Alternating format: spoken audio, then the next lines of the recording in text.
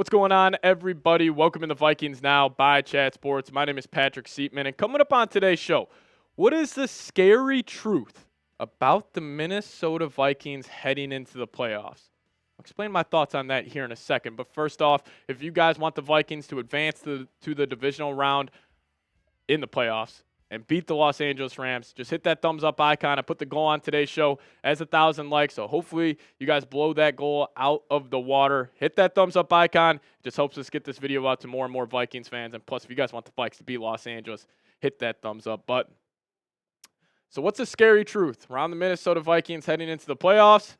It all comes down to the right arm of Sam Darnold. I will fully say this confidently, no matter kind of how far the Vikings go is how good Sam Darnold will play. If he plays great for 4 games, the Vikings will probably win the Super Bowl. If he plays terrible on Monday night, we will start our offseason on Tuesday. And I thought this was on full display versus the Lions. Darnold had his worst game of the year by far, sailing passes, got the yips, whatever you want to call, chalk it up to. But, he was bad. And I thought there was many plays, for example, that highlighted this because I don't think it was really, Kevin O'Connell calling plays. I thought the weapons could have helped him out just a little bit. But I think here's a good example. 4th and goal, start of the second quarter, 10 minutes left. This is a 7-0 game. I mean, Darnold is looking Addison's way, and he just doesn't rip it. Like, this is a throw he has made countless amount of times throughout the season, and he's staring him down. He has it wide open. Just throw him the football. That's where I get a little concerned heading into Monday night, is just kind of saying, why didn't he throw this? Was this because the moment was too big, or is there another reason why he didn't let this rip? But another play for Addison, I'm sure J.A. was just sick watching the film of this game. 10-6 game in the third quarter, another 4th and goal situation. Addison wide open. They ran a little crisscross route to get Addison open for a reason. And again, Darnold is staring him right down. Why isn't this ball getting thrown? I just don't understand it. I don't know if this is just completely on the yips that were going on for Darnold or if he's just not seeing the field well. So these are 2 plays I wanted to highlight. But also, when I was going back and I was watching the Lions game, I think the score was incredibly misleading.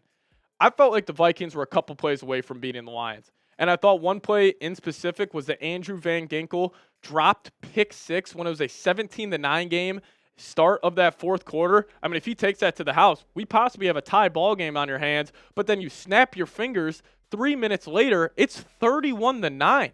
Like, you were right there in that game. If you just execute better at the goal line and if you just make a couple more plays, I mean, they truly had a very good chance to beat the Lions. But, this could be a good or a bad thing that it all comes down to 14. Like, it could be a good thing if Darnold goes on a crazy playoff run. And we'll talk about 2 quarterbacks later on today's show that did go on crazy playoff runs. Or it could be a bad thing. If you don't believe in Darnold, you probably don't believe in this Vikings team. But if you do believe in Darnold, then you probably believe in this team. But I will say this. I'm not going to let one game change my whole thoughts on Darnold. Like, I'm not going to let the whole 16-game sample size be thrown out the window because of one bad performance. Yes, it was on the biggest stage. That's probably the most concerning part of all this. But I'm not just going to negate everything he did leading up to it, considering the Packers game the week before, that was a big-time game. And what did Darnold do? He threw for a career-high 377 passing yards, even against the Seahawks. Backed up, 4 minutes left, 24-20 game. Darnold connects with Justin Jefferson down the sideline, made the best throw of his career. So I think there's 2 ways to view this. You got an optimistic view and you got a pessimistic view. I think if you're going to take the positive view of it, he got the big game yips out of the way. He already struggled in the biggest stage against the Lions, and maybe he just needed to get that out of his system. But also, if you want to be negative about the whole situation, you could just say, I don't think Sam Darnold's a big game quarterback. I think when the stage is bigger, his performance is smaller. So it's kind of how you want to view it. I'm an optimistic guy. I'm a positive guy. I'm going to say Darnold got his yips out of the way. But I ask you guys this. Confidence level in Sammy D heading into the wild card weekend for the Minnesota Vikings. Scale it for me, 1 through 10 down below in the comment section. Be honest with me, and let me know your thoughts on Sam Darnold. Now, we'll talk about Sam Darnold more here in a second, but first, I want to give a massive shout-out to today's presenting sponsor, and that is Prize Picks. Now, if you guys download the Prize Picks app today, plug in that promo code CLNS. You guys will get $50 instantly after you play your first $5 lineup. Download the app today. Use that promo code CLNS. Get $50 instantly after you play your first $5 lineup. Now, what is PrizePicks? PrizePicks is the best place to get real money sports action. With over 10 million members and billions of dollars in awarded winnings, PrizePicks has made daily fantasy sports accessible to all. You just pick more or less on at least 2 players for a shot to win up to 1,000 times your cash. Run your game all season long on PrizePicks.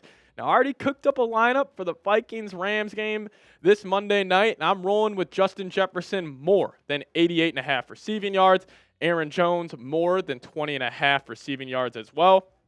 And Tyler Higbee, Rams tight end. I think he's going to have a sneaky big game against this Brian Flores defense. I'm going to take his more on 21.5 receiving yards. Whether you guys want to fade my picks, ride with my picks, or make some picks of your own, PrizePicks is the best place to do it. So download the PrizePicks app today. Use that promo code CLNS. Get $50 instantly after you play your first $5 lineup. Download the app today. Use code CLNS. Get $50 instantly after you play your first $5 lineup. A massive shout out to PrizePicks for sponsoring today's show. PrizePicks, run your game.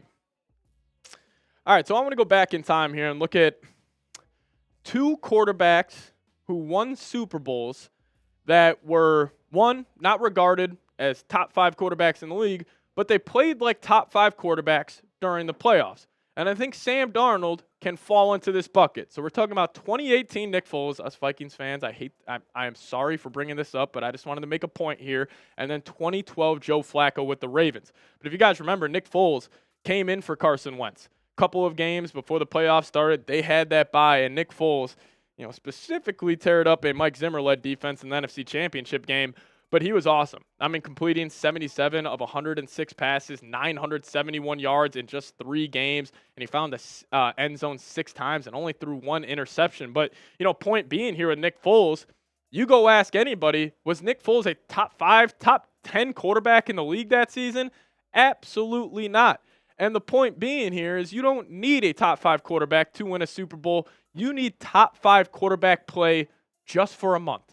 And I think Sam Darnold has shown that he can go rip off 4 strong games. And another example, what about Flacco?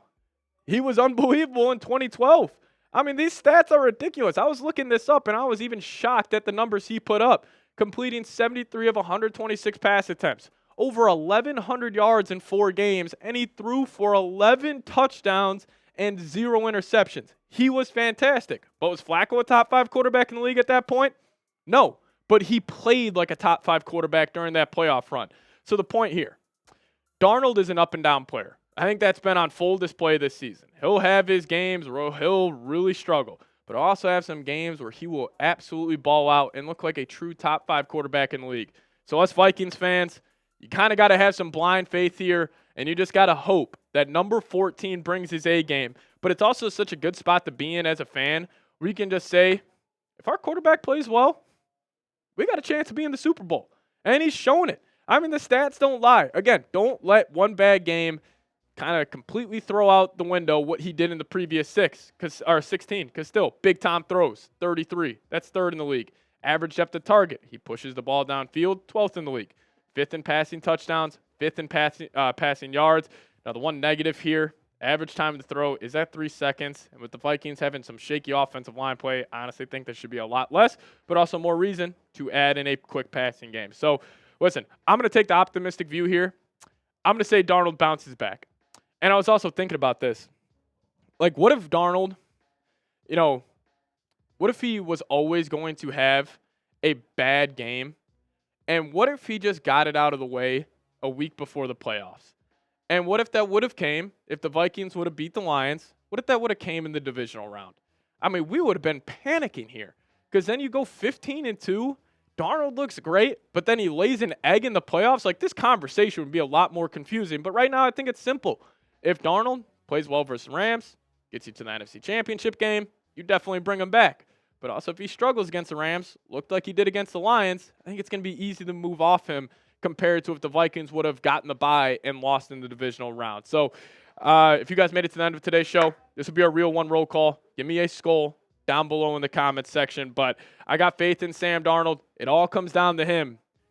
I just got a feeling this guy's going to get it done. So give me a skull down below. Also, I'm on Twitter, at Pat Sieps is the Twitter handle. Give me a follow over there. I'll give you guys a follow right back. See you guys next time. As always, Skull Vikes.